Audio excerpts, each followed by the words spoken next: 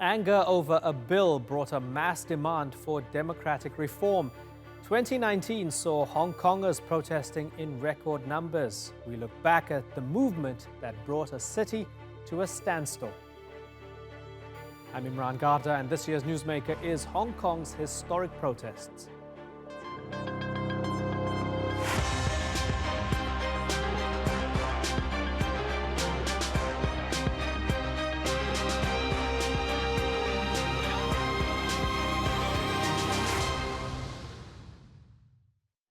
All this week, we're looking at some of the biggest demonstrations that have taken place across the globe.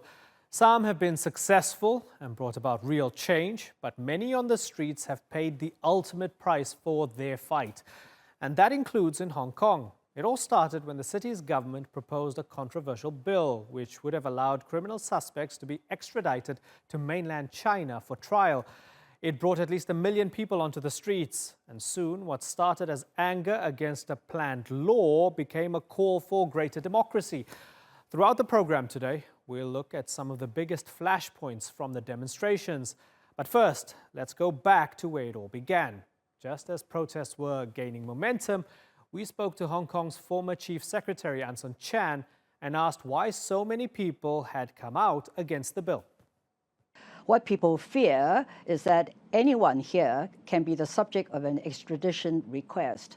And once that person is sent across to mainland China, we know from everything we see of what goes on in mainland China that he or she will not receive a fair and open trial, because in the mainland, you have trumped-up charges, you have arbitrary arrests, and you have forced confession.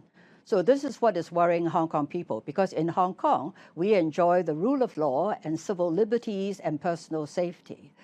In fact, ever since the handover, there has always existed a firewall between Hong Kong and the mainland, and it is essential that that firewall remains in place. Carrie Lam says there are safeguards in place. Hong Kong courts will have the opportunity to review individual decisions. Why don't you buy that? No, despite the safeguards and the promises that the chief executive has made, we all know that these are empty promises, because once a person is sent across the border, the chief executive doesn't have the power to intervene. So, in other words, the person sent across will be subject to the dictates of the Communist Party, because we know that judicial organs in the mainland have to take their instructions from the Communist Party. As you mentioned, more than 1 million people protested. The important question is, will the government listen to those people? I think the chief executive, particularly as she is not popularly elected and does not have the political mandate to govern, I think she would do well to listen to the voices of the Hong Kong people.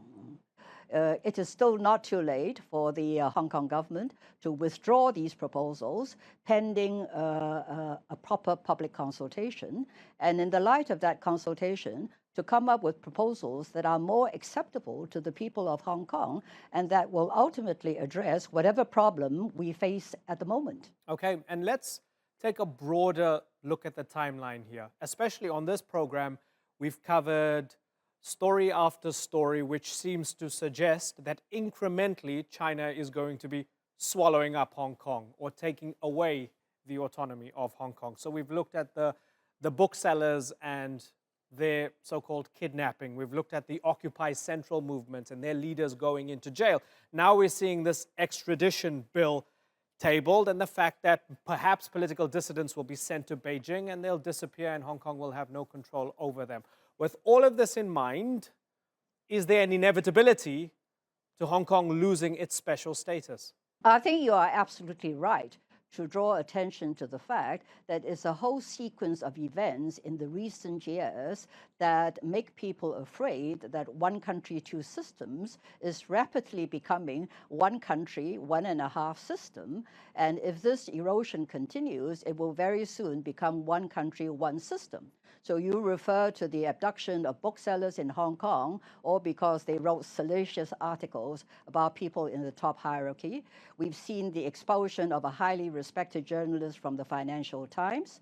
We've seen disqualification of Legislative Council members, imprisonment of the young activists, and even political judgment creeping into deciding who can or cannot stand for election. So these set of extradition proposals, in the eyes of many Hong Kong people, particularly the young, who faces a very bleak future, is the last straw. And that is why so many people of all walks of life and of all ages took to the streets, because they want to show the world that their voice can and should be heard. Well, it's now been more than 6 months since Hong Kong's protests began, and they did start peacefully. But soon things took a sinister turn, and in one of the worst cases of violence the territory had seen in years, innocent commuters were attacked at a train station. Not even members of Hong Kong's Legislative Council were safe. Here, Lam Cheuk Ting, a lawmaker for the Democratic Party, explains how he was assaulted and how he watched as police turned a blind eye. You can see my hand injury. I got a bone fracture and my mouth had a deep cut by a baton attack. I strongly believe those attackers were gangsters in Hong Kong, and the Hong Kong police force deliberately allowed them to assemble outside the MTR station and attack us for so long. And after the attack, the police force just let those suspected attackers who were holding batons on their hand to leave without any arrest. So it is a very serious gangster attack in Hong Kong. Did they say anything when they beat you up? Yes, they warned me and the other passenger in the train, don't come to Leung again. And I do believe most of the people in the train and the train station were not protesters of the movement. They are just the passenger returning home. Chu Kindwo, before we look into the politics of it all and the ever-changing dynamics on the ground, do you accept that it was wrong for whoever did this to beat up Lam Cheuk Ting? I would say violence is not welcome. Violence is wrong. Whether it is on the Yunnan side, the local residents, they are fed up with the endless protest, and just as they said, don't come to Yunnan. Basically, don't protest on my backyard. And of course, you see also rioting on the protester side. You see the storming of the legislative council. Let me clarify. We are and not, also the defacement of the emblem. So you see this violent acts by these protesters too, and also the emblem over there, be defacement of the national emblem. That's a lot of anger too. For any issue, there are people who are against, there are people who are pro. So that's, I would say, natural. But the thing is like Hong Kong, what Hong Kong really need is for the protesters. The very beginning, the reason is extradition bill. The bill is shelved. And I think it's a time for them to retreat and talk to the government. So Lam what are their demands so Lam Cheuk Ting wants to come in. Okay, Lam Cheuk Ting. So the message we're getting from the mainland, certainly, the message we're getting from the mainland and the message that we're getting from the police force is that, sure, while there might be a lot of protesters, there are also a lot of rioters who are causing a lot of damage and are being violent themselves. Address that for me. First of all, I would like to clarify. Those people in MTR station under attack, most of them are not protesters. And the protesters were returning home. We did not have any protest at that station. So I would like to clarify this point first. And of course, you can see some protests in Hong Kong in recent months, and it is because the government tried to continue the legislation without listening to 1 million Hong Kong people protest. And after that, the government refused to completely withdraw the legislation, and also because so many protesters were arrested and the government insisted to prosecute them. Just yesterday, as you mentioned, 44 people were prosecuted for rioting. I strongly believe such charges in such short investigation will further provoke Hong Kong people to strongly oppose the government. Edward Chin, as was mentioned, it started with the extradition bill. That has been shelved, as Shu Kin-duo mentioned. So now what is it about? What's at the heart of the protest? I believe Hong Kong people, they don't trust Beijing, period. Because when you use the word like shelve it, they put it to a pause. This is different from like a true, like a put it like a retraction. This is not like retracting from the bill, right? So this is like playing the DVD player. So you put it to a pause, you can play it again. But I guess the bottom line here too, it's when the other guests use the word like a riot, you know, I think it's the wrong word because it's quite clear that like if you use the word riot, people would like storm a retail shop. We have not seen anything like that. When almost 20% of the people you lead are calling for your ouster, you have to do something to try and appease them. So Hong Kong's chief executive surprised many in September when she finally officially withdrew the controversial extradition bill that triggered the protests in the first place. But was it too little too late? We asked Carrie Lam's senior advisor what he thought. No, I think from the government point of view, there is no meaningful material difference between what the chief executive had previously said and what she has now said that she would do when LegCo open its coming term.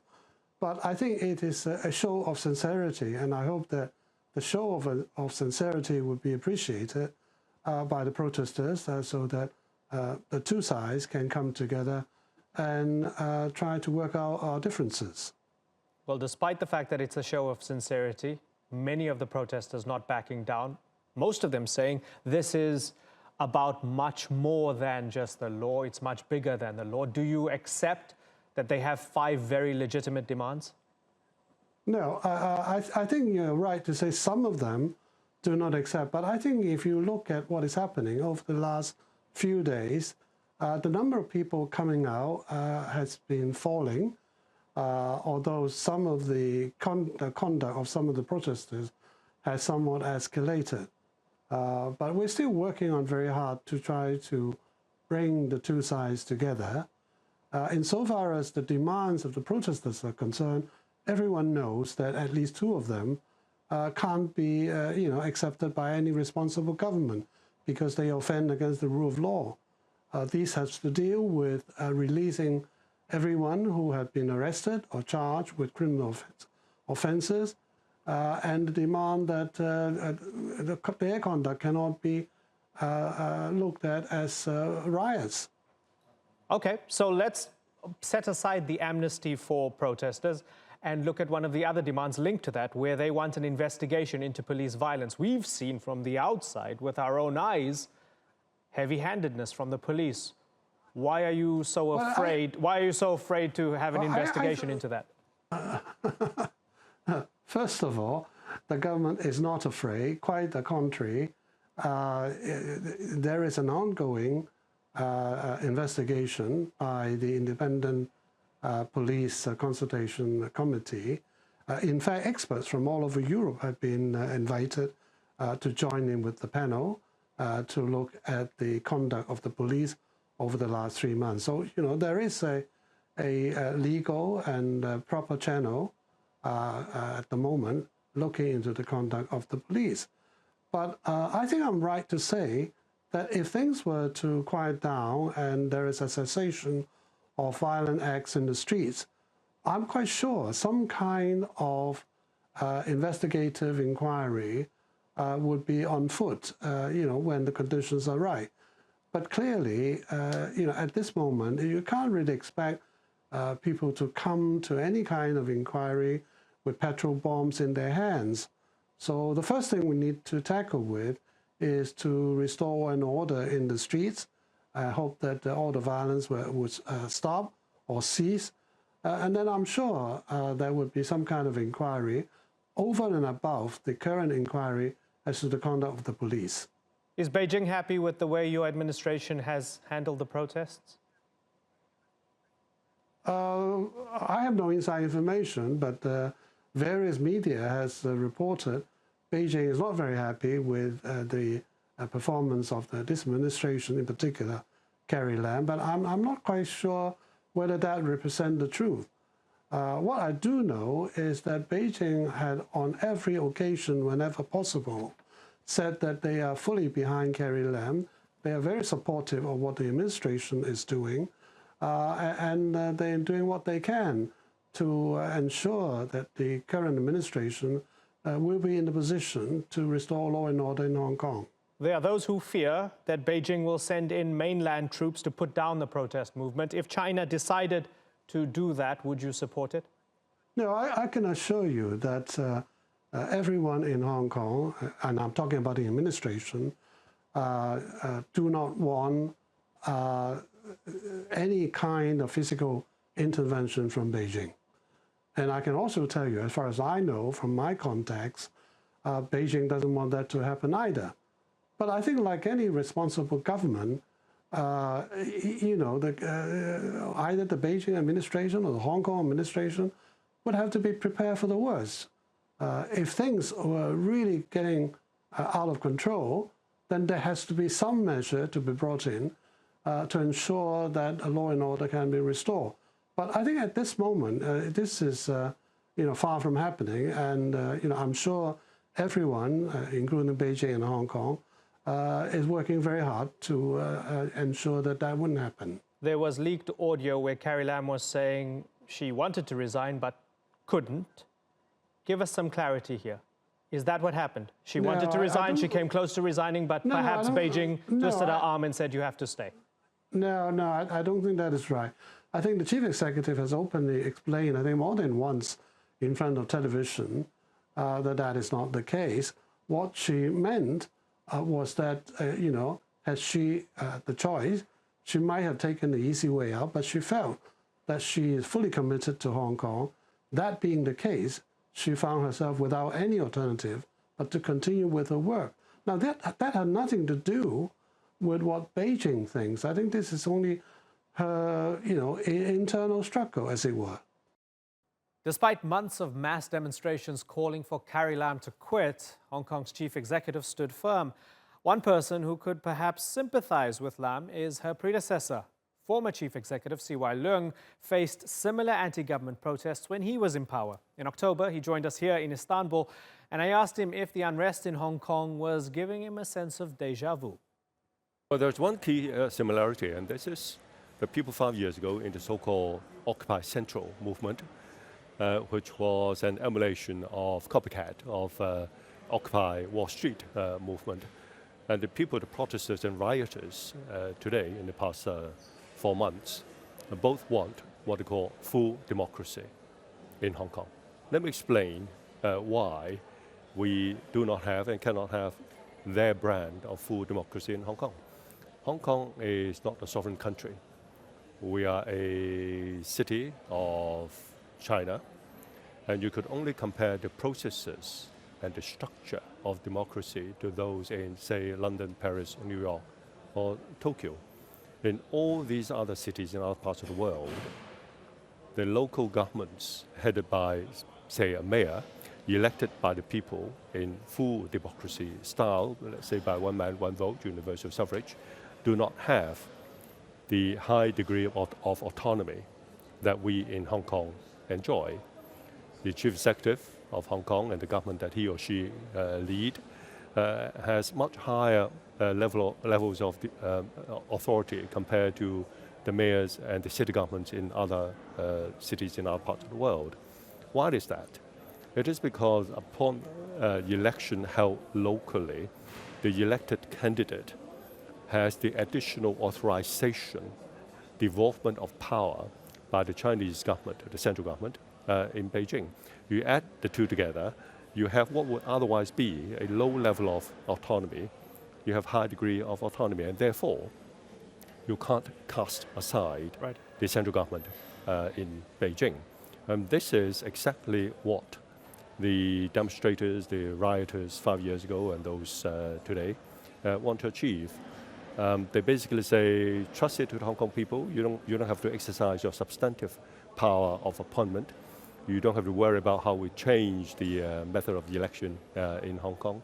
That's not on, because the method of selecting and electing chief executive and the entire political structure and also relationship between Hong Kong and the central government in Beijing have all been spelled out clearly. Firstly, in the Sino-British Joint Declaration in 1984, and then in the Basic Law that was promulgated, passed into law in 1990. Right. You say we do not have a system of one man, one vote. Okay. But when you say we cannot, that's at the heart of it. Why can't you? If you reach a point where the vast majority of people say we want universal suffrage, this is life. This is how countries evolve. You can't have your cake and eat it. Let me first clarify. It is in the Basic Law that says the ultimate goal is to have one man, one vote in Hong Kong. And that would still involve Beijing, firstly to approve the change of the method of election. Today we have election committee election, and going forward, when we reach that final goal, we have universal suffrage. But you need the National People's Congress approval of that. And also, the Basic Law says very clearly that you need to have a nomination committee to nominate candidates before the candidates face the electorate in Hong Kong. Now, that's what the protesters in the Occupy Central movement 4 years ago could not accept. When I was chief executive, that offer was actually on the table. It was in accordance with the Basic Law, namely nomination by a broadly representative nomination committee and then election by the people. And that was turned down by the so-called pro-democracy. Why do you say so-called pro-democracy? Well, because the kind of democracy that they are demanding is not the democracy that Hong Kong as a city, under this unique arrangement of one country, two systems, and under the provisions of our Basic Law, which are a constitutional document, provide for. You said protesters and rioters. How do you apportion the percentages here? Would you say the vast majority are protesters and maybe a small amount are rioters? The small percentage are rioters. Normally what happened has become part of a pattern. If you look at yesterday, for example, you have unlawful assembly demonstrations by, say, tens of thousands of people. And then as soon as darkness takes over at night, you have probably in the low hundreds of rioters who attack shops, other commercial establishments, and railway stations. Out of their 5 demands, is there anything you would accept if you were still chief executive?